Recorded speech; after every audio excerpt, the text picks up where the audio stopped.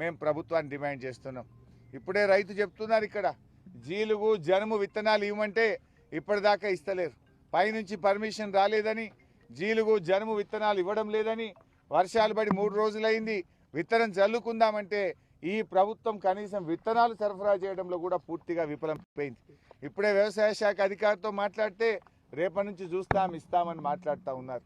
అంటే ఈ ప్రభుత్వం యాజమాయిషీ కోల్పోయింది, పరిపాలన మీద పట్టు రాలేదు. ఈ ప్రభుత్వం నీటి సరఫరాలో ఫెయిల్ అయిపోయింది, విద్యుత్ సరఫరాలో ఫెయిల్ అయిపోయింది, తాగునీటి సరఫరాలో ఫెయిల్ అయిపోయింది. మాట్లాడితే కేసీఆర్ని తిట్టుడు, గత ప్రభుత్వాన్ని తిట్టుడు. ఇంకెంతకాలం కేసీఆర్ని తిట్టుకుంటూ బతుకుతారు? తిట్లు బంద్ చేయండి, ముందు కిట్లు ఇవ్వండి. ప్రభుత్వ ఆసుపత్రుల్లో పోతే ఇవాళ కేసీఆర్ కిట్ బంద్ అయింది, న్యూట్రిషన్ కిట్ బంద్ అయింది, గవర్నమెంట్ ఆసుపత్రుల్లో మందులు లేవు, రైతులకు విత్తనాలు దొరుకుతలేవు. పెద్ద ఆయన చెప్తుండు కళ్యాణ లక్ష్మి చెక్ వస్తలేదు సార్, చాలా రోజులే ఎదురు చూడబట్టని. తులం బంగారం అంటది, తులం బంగారం దేవుడు ఎరుగు కానీ ఇచ్చే కళ్యాణ లక్ష్మి చెక్ కూడా తొందరగా రావడం లేదని చెప్పి రైతులు ఇక్కడ చెప్తా ఉన్నారు. అంటే ఇలా పరిస్థితి ఏమైపోయిందంటే రైతులు ప్రజలు ఎంతో ఆశపడ్డారు, కానీ ప్రభుత్వం పూర్తిగా వాళ్ళ ఆశలన్నీ ఆవిరి చేసి ఇవాళ పేద ప్రజలకు మోసం చేస్తూ ఉంది.